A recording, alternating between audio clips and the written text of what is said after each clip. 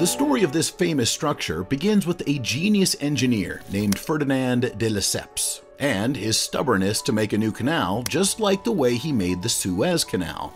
Presently, the Suez Canal is a significant route for energy, commodities, consumer goods, and componentry from Asia and the Middle East to Europe.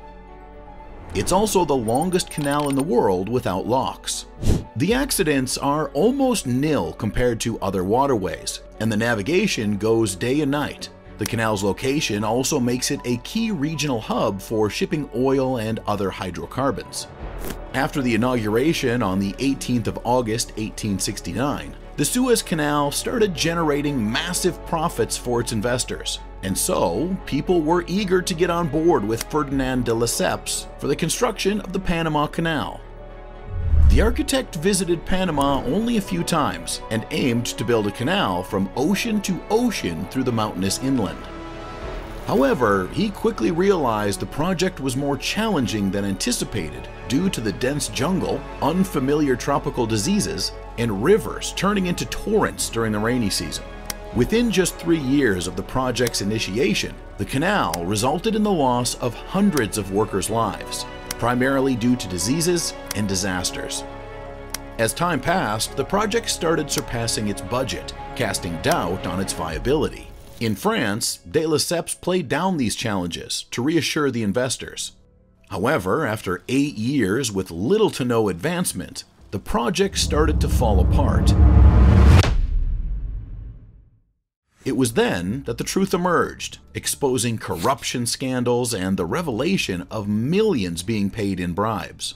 It all spread like wildfire, and prominent officials were sent on long jail sentences, most of which later overturned. But the dream of building a canal never disappeared, especially for America. America knew that for a ship to reach California and conduct trade, it had to navigate a lengthy route, sailing to Chile, passing through the perilous Strait of Magellan, and then sailing northward. And not only did it cost time, but it was also dangerous.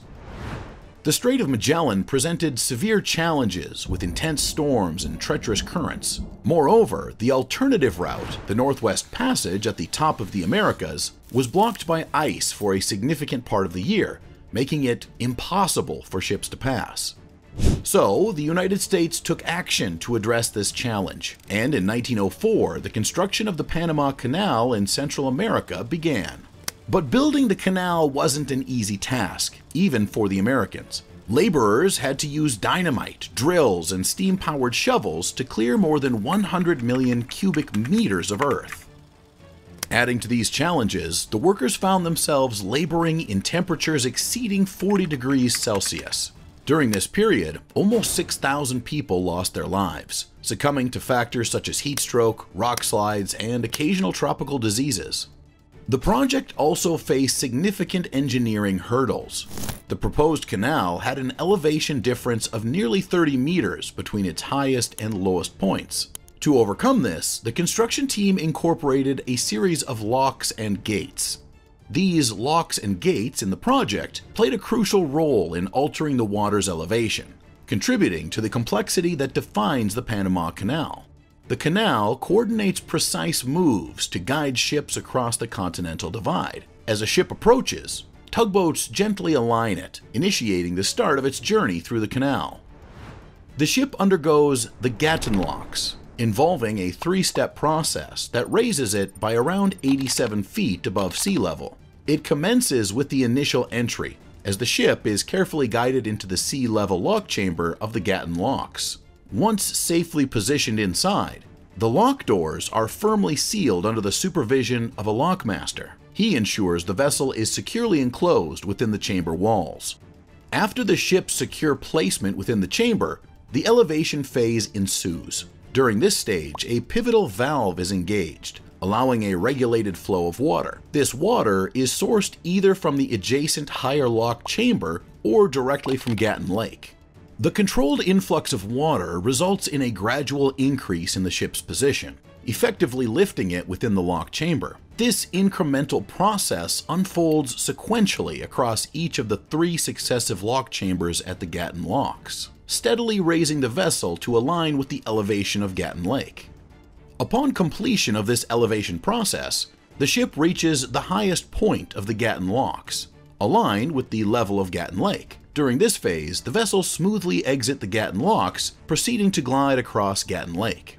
Following this, the ship navigates through the Culebra Cut, a 7.8-mile artificial valley which is carved through the Continental Divide. The journey continues to the Pedro Miguel Lock, where the vessel descends approximately 31 feet, and then Miraflores Lake is traversed, leading to the final descent through the Miraflores Locks, lowering the ship an additional 54 feet.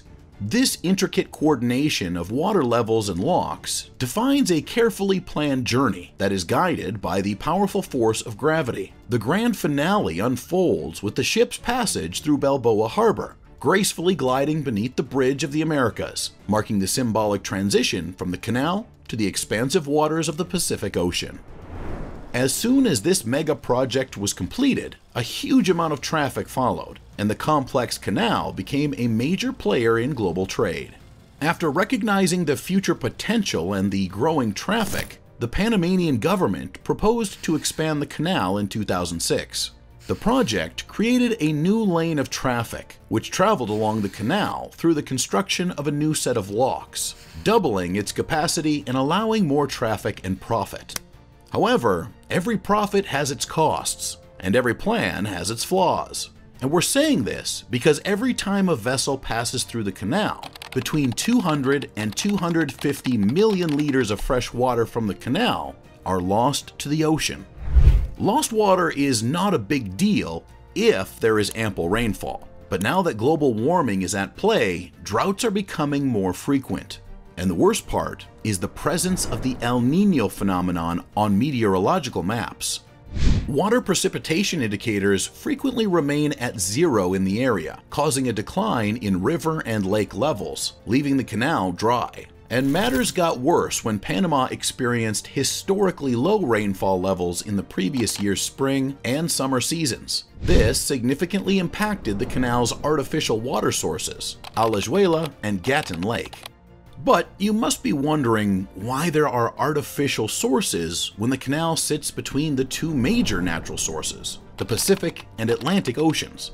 Well, the thing is, the Panama Canal cannot be an open waterway between the two oceans. This is because the water levels of the Pacific and Atlantic Oceans are significantly different. The Pacific Ocean is about 20 centimeters higher than the Atlantic Ocean, and this difference in water levels would prevent the two bodies of water from stabilizing at the same level. So, the system of locks that we discussed was devised to raise and lower ships in order to navigate the varying water levels. And for the very same reason, the artificial lakes were made to supply fresh water to the canal. Additionally, these lakes also supply water to a population of at least 2 million, which is half the population of Central America. The declining level of these two lakes prompted concern within the Panama Canal Authority, and so a precautionary measure was initiated. The tonnage of boats are being greatly reduced to prevent them from sinking to the bottom, and the daily number of container ships utilizing this route has been decreased as well. Consequently, longer queues have been formed at the entrance to this vital waterway. In early September of 2023, the newspaper Le Monde reported that boat wait times had risen from 4 days in ordinary time to almost 20 days in mid-August. For shipping companies, it comes down to a costly calculation. Large container ships typically pay around $400,000 for transit. With these delays, companies can participate in auctions to bid and skip the line. Some companies are willing to pay hundreds of thousands of dollars extra to avoid waiting. Interestingly, a ship once paid nearly $2.4 million to jump ahead of the queue, but this record was surpassed later when a Japanese ship paid almost $4 million to do the same. But if this issue persists or worsens, some companies might opt to avoid the risk of waiting and take the longer route instead, which would lead to increased greenhouse gas emissions and raised shipping charges. Ultimately, the cost will be borne by us consumers. Though Panama seems helpless for the time being, ACP has rolled out a series of innovative measures to combat the water shortage gripping the canal.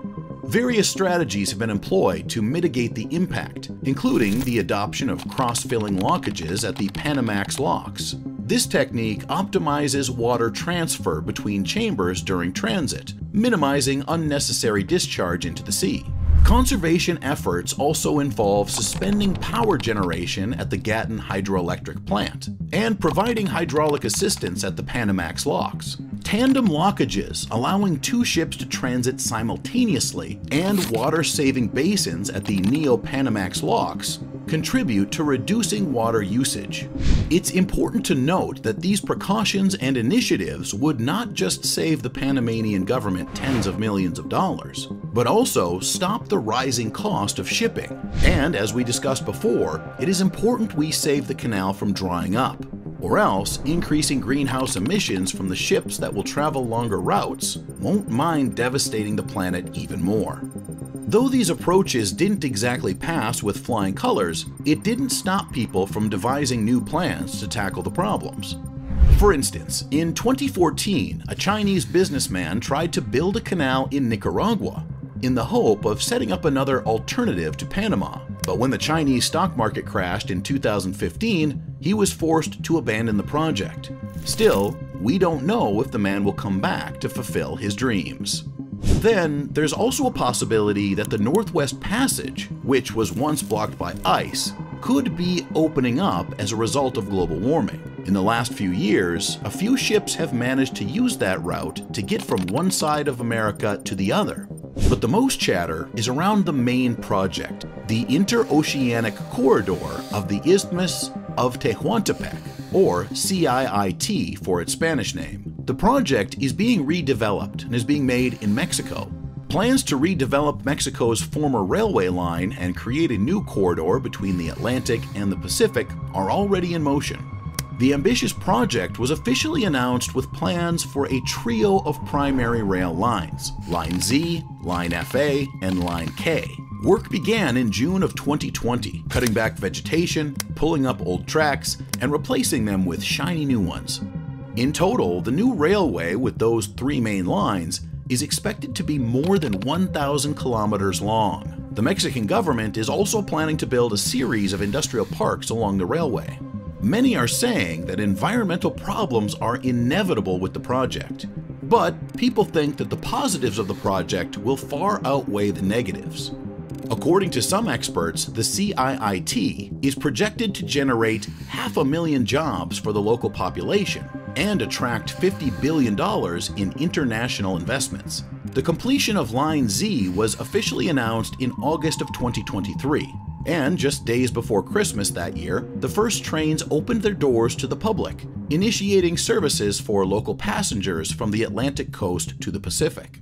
The completion of the other two lines is expected by the end of 2024. However, despite this progress, there are still certain tasks that the government needs to address before the CIIT can be utilized for international shipping. A major aspect of the project involves a comprehensive overhaul of the ports at both ends of the train lines to make them more compatible with cargo ships. A significant component of this effort is the construction of a massive breakwater at the port of Salina Cruz. Comprising hundreds of thousands of tons of rock, this breakwater is intended to provide shelter to the harbor. The construction of these substantial rock walls aims to mitigate the risk of cargo ships being toppled by storms or waves. But we are yet to see the work on this breakwater.